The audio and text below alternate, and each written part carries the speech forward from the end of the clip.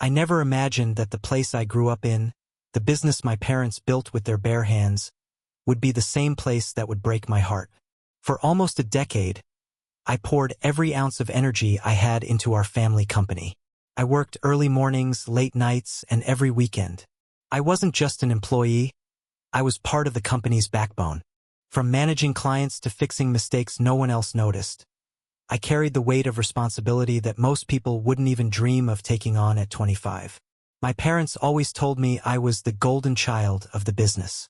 My brother, 5 years younger than me, never had the same work ethic. He spent more time on his phone or at parties than in the office. I didn't mind covering for him. Family meant sacrifice, or at least that's what I thought. Then came the day that changed everything.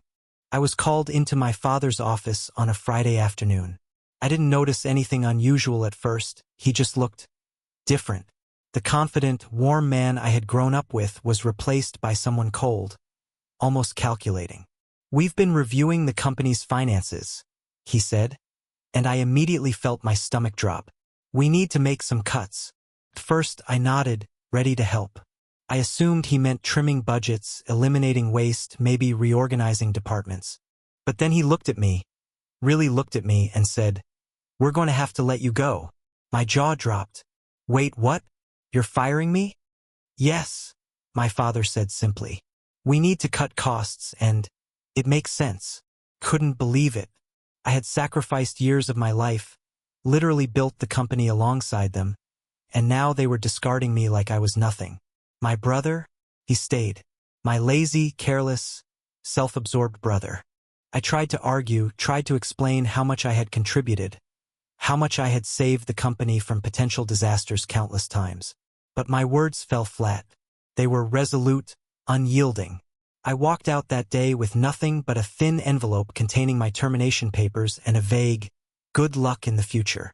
That weekend, I sat in my empty apartment, staring at the ceiling, trying to make sense of what had just happened.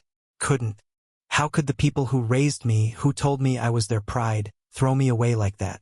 I wanted to scream, to rage, to demand justice. But there was nothing I could do. I felt powerless, betrayed, and furious, all at the same time. That Friday didn't just take my job. It took my trust, my faith, and my sense of belonging. I left the company that day with one thought running through my mind. One day, I would never be powerless again. The first few months after leaving the family business were rough. I felt like I was walking through a fog. Every street I passed, every office building I saw reminded me of what I had lost. My parents' company wasn't just a workplace, it was my home, my identity. And now I had nothing. But I quickly realized that sulking wasn't going to get me anywhere. If I wanted control over my life again, I had to take matters into my own hands. I threw myself into job applications, networking, and learning everything I hadn't had time for while working 80-hour weeks in my parents' office. I was hungry, driven, and angry, a combination that can either destroy you or push you to new heights. It wasn't easy. Every interviewer seemed to ask the same question, often phrased differently. "Why did you leave your family's business?"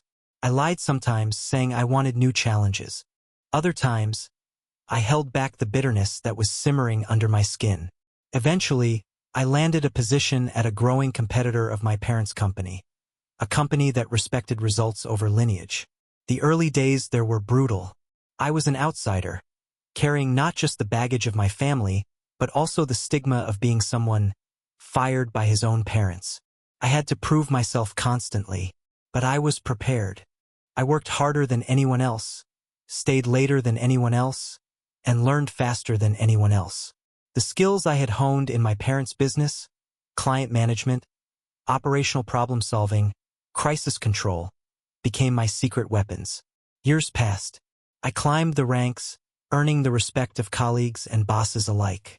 Eventually, I became a senior executive with the power to influence major company decisions. I wasn't just surviving anymore, I was thriving. The anger that once felt like a burning pit in my chest had transformed into something more useful. Focus, precision, and strategy. During those years, I kept tabs on my family's company. At first, it was a subconscious habit. Then it became intentional. I watched as their business struggled to innovate, as my brother's laziness began to show cracks in operations, and as their once solid reputation started to wobble. Each report I read, each financial statement I analyzed, made something inside me tighten. I didn't celebrate their failures, not openly, but I couldn't ignore the vindication that simmered under the surface.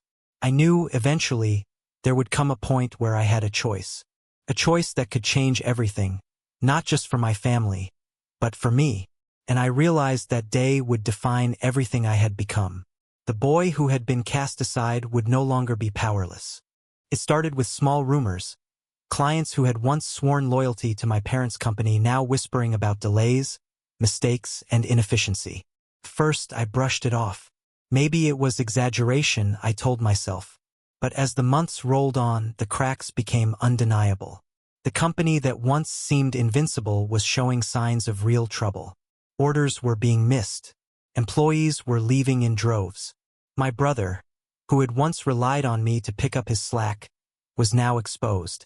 Meetings I had once led were falling apart without anyone stepping in to manage chaos. And my parents, they didn't see it. Or maybe they refused to. Pride is a tricky thing. It can blind you to reality until it slaps you across the face. I remember the first time I considered stepping in. It was late at night, and I was scanning a financial report from my competitor's perspective. The numbers were grim. If nothing changed, the company would collapse within a year. I felt a strange pang, a mixture of old loyalty and a haunting memory of the boy I had once been, dedicated, hopeful, willing to sacrifice everything. I called my father. I didn't expect to reach him, but surprisingly, he picked up. The conversation was short, strained. He spoke of challenges, of a market that had shifted, of mistakes that couldn't be undone. I didn't offer solutions. I didn't even mention my own expertise. Instead, I listened.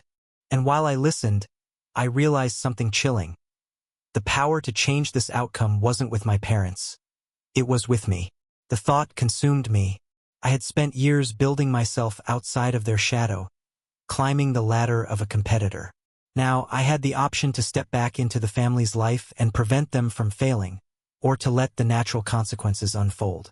I began to feel a strange exhilaration, tempered by guilt.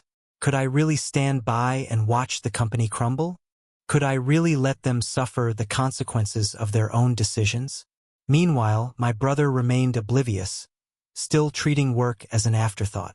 He had benefited from my dedication for years, never paying the price for laziness. Now, the consequences were real, and for the first time, the scales were tilting. I started running scenarios in my head. If I intervened, I could restore stability. I could save jobs, protect clients, and even patch things over with my parents. But would that feel right? After everything, the betrayal, the humiliation, the years of wasted effort, it was hard to imagine walking back into their lives on their terms. And then, one morning, the news hit. A major client had pulled their contract entirely. This wasn't a rumor anymore. This was reality. The company was on the brink of collapse, and the choice was no longer theoretical. My moment had arrived. The news about the lost client hit me like a punch I didn't see coming. I sat in my office at my current company, staring at the screen, my mind a storm of conflicting thoughts.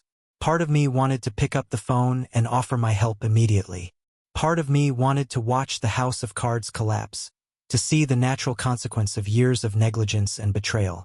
I knew I wasn't just dealing with numbers and contracts. I was dealing with family, with old wounds that had never fully healed. My parents had made their choice years ago, and in that moment, I realized that helping them might mean reopening those wounds. It might mean forgiving them or at least pretending to, and I wasn't sure I was ready for that. Still, my instincts kicked in. I began analyzing every aspect of the business, financial statements, client lists, employee performance metrics. I had spent years learning how to read between the lines, how to spot weaknesses and exploit opportunities. The data painted a bleak picture. The company was hemorrhaging money, clients were leaving in droves, and my brother was completely incapable of taking the reins. Without intervention, the collapse was inevitable. I started sketching out a plan in secret. I could restructure their operations, streamline workflows, renegotiate contracts, even rescue key employees who were about to quit. I had the skills, the connections, and the leverage. In other words, I could save them. But every solution came with a question. At what cost to me? Could I step in without sacrificing the progress I had made, the career I had built, the independence I had fought so hard to earn? Late that night, I found myself pacing my apartment, thinking back to the day they fired me. My hands were shaking, my chest tight. I had loved that company, loved my family, and yet they had thrown me away without a second thought. Could I really put myself back in a position where they held any power over me? The thought made my stomach churn. I knew I needed a perspective, so I reached out to a mentor at my company, someone I trusted completely. I didn't tell them the full details, just enough to get advice. If someone has the power to save a failing business, I asked, but it's run by people who've betrayed you, what would you do? The answer was blunt. You do what's right for you, not for them, not for loyalty, not for guilt, for you. That hit me harder than anything else. For the first time in years, I realized that the choice was mine alone. I didn't owe them anything. My years of sacrifice, my sleepless nights, my loyalty, they didn't have to translate into more suffering for me. And yet, the thought of letting them fail entirely was almost intoxicating. I imagined their faces when the reality hit. The panic, the confusion, the shock. Part of me wanted to savor it, to see justice done in a way I never could confront directly. Another part of me feared the regret that might follow if I walked away. By the end of that night, I had made a decision. I wasn't rushing into it yet, but I knew which path I would take. The next steps would determine everything. My family's future, my own conscience, and the balance between revenge and responsibility. Over the next few weeks, I began to carefully test the waters. I didn't reach out directly to my parents yet. I watched the company closely, noting every misstep, every warning sign. My brother, predictably, continued to ignore the mounting crises, leaving managers scrambling and clients frustrated. The company's reputation, once impeccable, was now teetering on the edge. One morning, I received a call from a longtime client of my parents' company. They were frustrated, even angry. "We've been considering other options," the client said bluntly. "If things don't change, we'll take our business elsewhere." I felt a twinge of satisfaction, almost guilty, but I kept my voice neutral. I understand. Change is difficult sometimes. Inside, I was calculating, analyzing. If I stepped in now, I could prevent this loss, but at what cost? I started drafting contingency plans in secret. What if I offered to consult? What if I helped restructure their workflow, stabilize finances, and retain critical clients? The company could survive, but only if I chose to intervene. I began to realize that I was not just observing anymore. I held the leverage. The power to save or let it collapse was squarely in my hands. But every time I considered helping, the memory of my parents firing me resurfaced. I remembered the cold look in my father's eyes, the casual dismissal of years of dedication. I remembered my brother's smug grin, oblivious to the work I had done to cover his shortcomings. Could I really step back into that environment, as if nothing had happened? Could I trust them not to repeat the same mistakes? Late nights turned into early mornings as I wrestled with my conscience. My mentor's advice echoed in my head, "Do what's right for you." But the lines between what was right for me and what was right morally blurred. I was in a strange limbo, caught between loyalty, resentment, and opportunity. One night, I decided to take a small step, a discreet intervention that didn't involve my parents directly. I contacted a few key managers under the guise of offering general industry advice, nothing that would signal my involvement overtly. I guided them on stabilizing accounts, improving workflow, and prioritizing urgent contracts. Small changes, but effective ones. The company began to stabilize. Slightly. It was enough to keep it afloat, but still vulnerable. My parents noticed improvements but assumed it was due to internal adjustments. They had no idea I was behind them. I realized then that I could play this game for my own terms. I didn't need to save the company completely, nor did I need to let it collapse fully. I could orchestrate the outcome, watch the consequences unfold, and still maintain my independence. The power was intoxicating. For the first time in years, I wasn't a victim. I wasn't powerless. I was the one holding the strings, and every move from this point forward would define not only the fate of the company but also the version of me I wanted the world to see. The subtle interventions I had been making were working, but I knew they weren't enough. My parents were stubborn, my brother incompetent, and the company's decline was accelerating.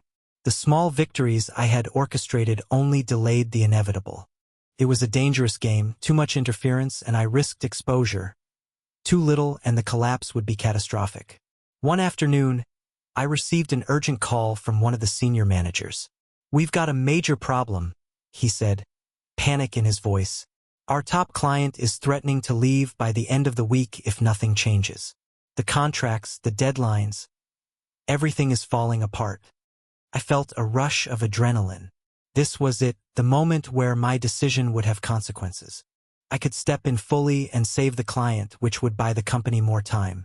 Or I could let the situation unfold, letting the natural consequences of years of neglect play out.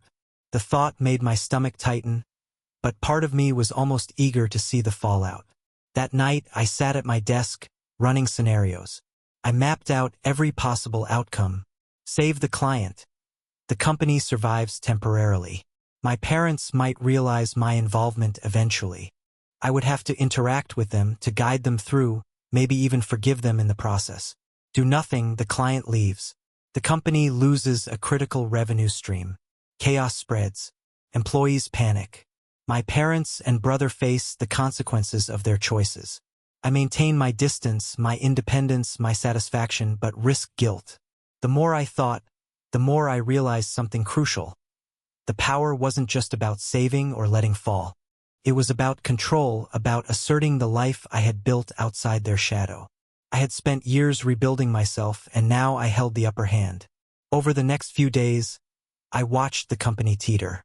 Emails from panicked employees, calls from anxious clients, and internal meetings spiraling into chaos flooded in.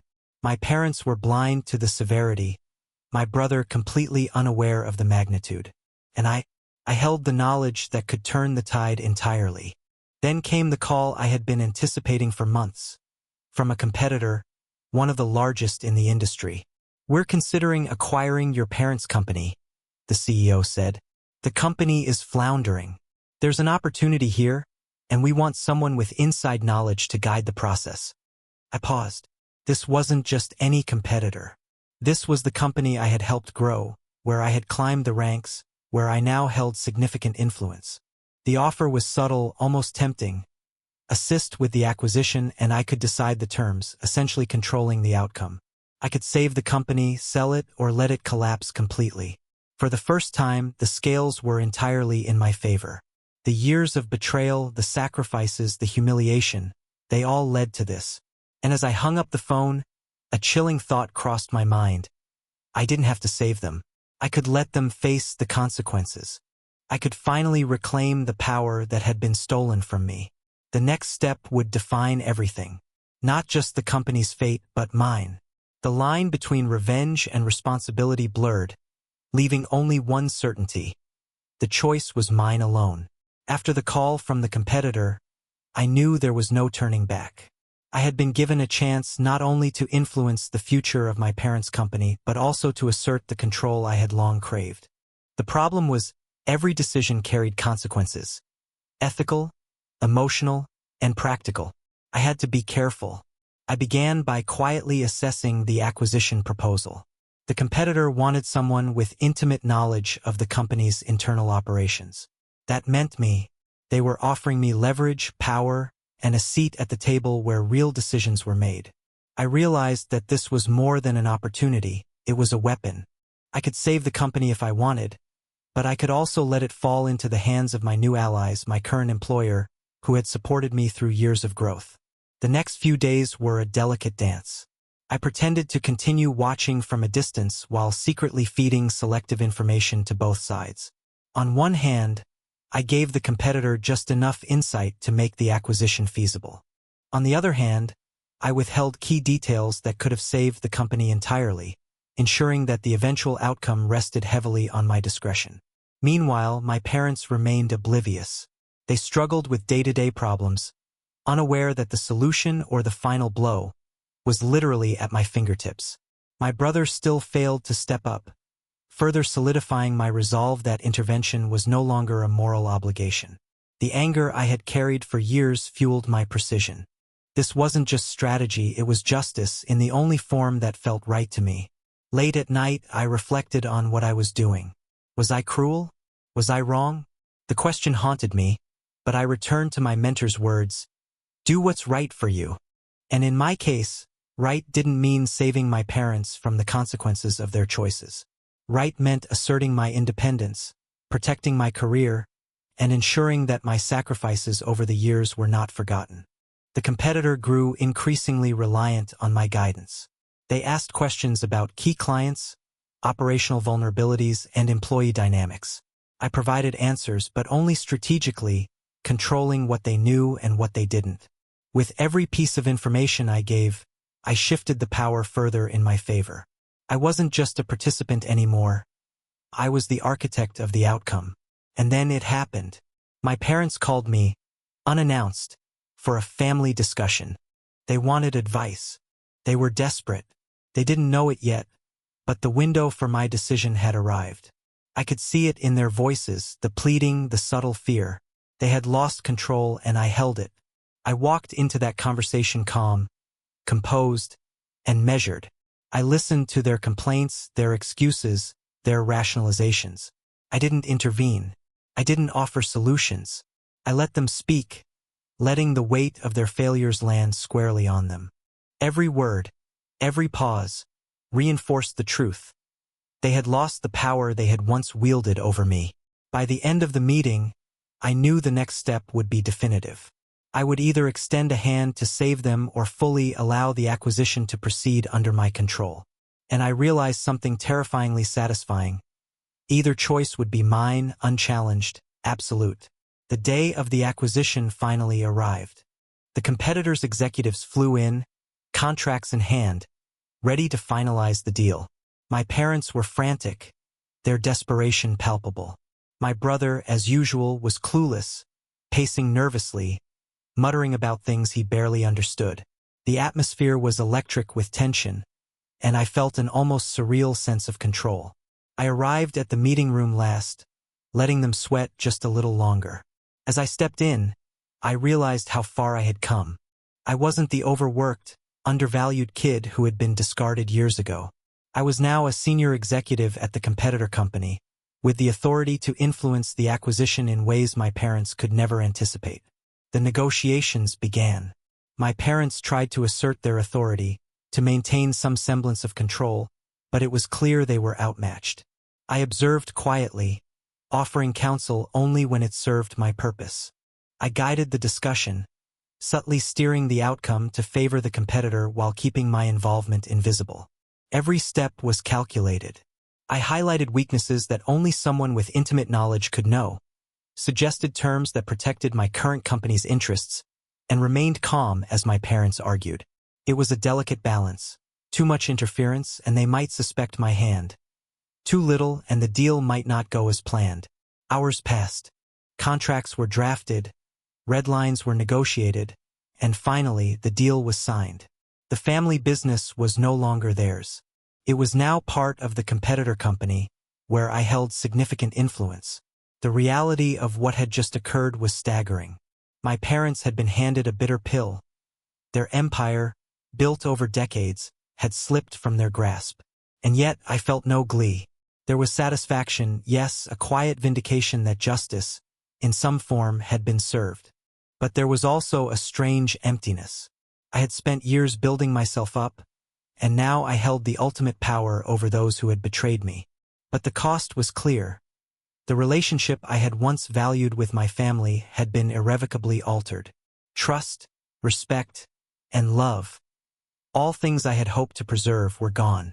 After the meeting, I stepped outside for a moment, letting the cool air hit my face. The weight of everything pressed down on me. The years of sacrifice, the humiliation, the anger, and the strategic maneuvering that had brought me here.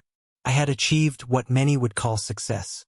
But it came at a price, one that left me wondering whether I had done the right thing morally or emotionally.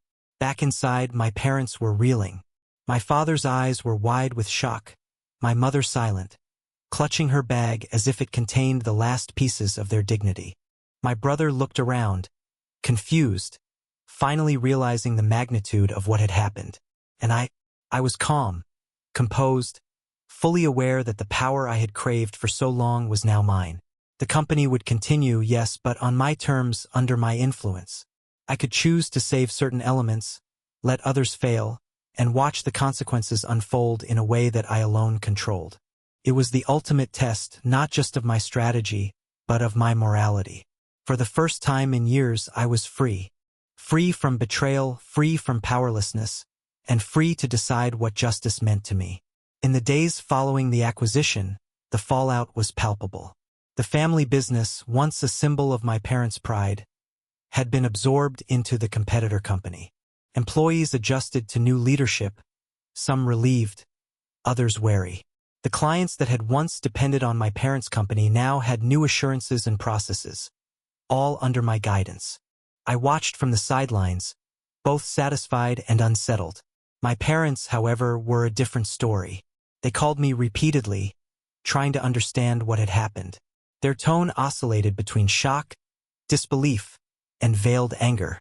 My father, usually so composed, now sounded fragile, almost desperate. My mother's voice carried hints of regret, though neither admitted fault. And my brother, he avoided me altogether, perhaps ashamed, perhaps fearful.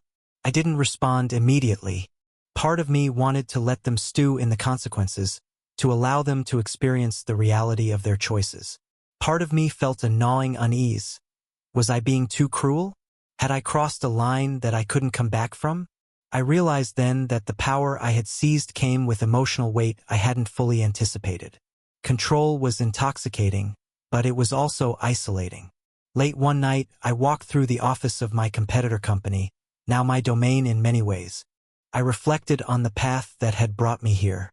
I had gone from being fired by my parents, feeling powerless and betrayed, to becoming the person who could determine their fate. Every late night, every sacrifice, every strategic move had led to this moment. And yet, there was a question that lingered. Had I acted out of self-preservation or revenge? Could those two ever truly be separated? I thought about my brother, who had benefited from my labor for years without consequence. He had been given opportunities one had earned through sweat and sleepless nights. Watching him finally face the reality of failure brought a complex satisfaction. I wasn't enjoying his suffering, but it felt just that the scales had shifted. The calls from my parents became less frequent over time. I ignored some, answered others with measured responses. I realized that I didn't owe them closure, or forgiveness, or even understanding. I had spent years giving without reciprocity. Now, I had the freedom to define my own terms, to act in alignment with my own values. And yet, every night, when the office lights dimmed and the city outside fell silent, I thought about what had been lost. The family I had once believed in, the trust one had invested, the shared dreams that had been shattered, they were gone. I had gained power, independence, and security, but at a cost that no financial success could ever repay. I began to understand that life doesn't offer simple answers to questions of fairness, loyalty, or justice. Sometimes, doing what's right for yourself might feel wrong to others. Sometimes, the consequences of betrayal ripple for years, leaving scars that no action can fully heal. And in that quiet reflection, I realized the truth. I had survived. I had reclaimed my agency. And in a world that had tried to discard me, that was worth everything. Months passed after the acquisition, and the dust slowly settled. My parents' company was now fully integrated into my competitor company, operating under new systems and leadership that I had helped shape. I had made the choice to let them face the consequences of their decisions while subtly controlling the outcome to prevent complete disaster. It was a balance between retribution and responsibility, and in my eyes it was perfectly measured. Yet, even with everything under control, I couldn't escape the lingering questions. Had I gone too far? Was this justice or merely revenge disguised as strategy? I had gained everything I wanted: power, independence, and recognition, but at the cost of my family's trust, and perhaps any real relationship with them. I knew I would never see them the same way again. One evening, I found myself sitting in my office, staring at the city lights below, replaying the timeline of decisions that had brought me here. Every step, every calculation, every restrained intervention had led to this moment. I had been powerless once, dismissed and humiliated, and now I held the ultimate leverage. And yet, with all that power, I felt a strange emptiness. Triumph felt hollow without the possibility of reconciliation. My father eventually reached out, his tone quieter this time, almost conciliatory. He didn't apologize, he never did, but there was an unspoken acknowledgement of my role in saving parts of the business, even if they didn't fully realize it. My mother was more restrained, cautious, as if testing whether I would respond. My brother avoided confrontation entirely, perhaps sensing that the era of dependence on me had ended. I realized then that my actions weren't about malice. They were about survival, respect, and the reclamation of my life. I had spent years dedicated to a family that discarded me, and I wasn't willing to sacrifice my own well-being for their comfort. I had given them a chance to rebuild, to prove themselves, and they had failed. I had the power to intervene, and I chose to act on my own terms. Even as I reflect now, the question remains: AITA? I didn't delight in their misfortune, nor did I seek to destroy them unnecessarily. I acted in alignment with my principles, with the understanding that loyalty is a two-way street. I gave and I was rejected. I saved what needed saving, and I let the rest fall into place according to the realities they had created. The truth is, life rarely offers clear moral answers. We navigate choices with imperfect knowledge, shaped by past wounds, betrayals, and ambitions. I chose survival, autonomy, and justice as I understood it. My parents lost what they had built, but I gained something far more valuable: the certainty that I would never again be powerless in my own life. And so I sit here, at the helm of a company that respects my vision, carrying the weight of decisions made, and the quiet knowledge that, in a world that tried to discard me, I claimed my own power. AITA,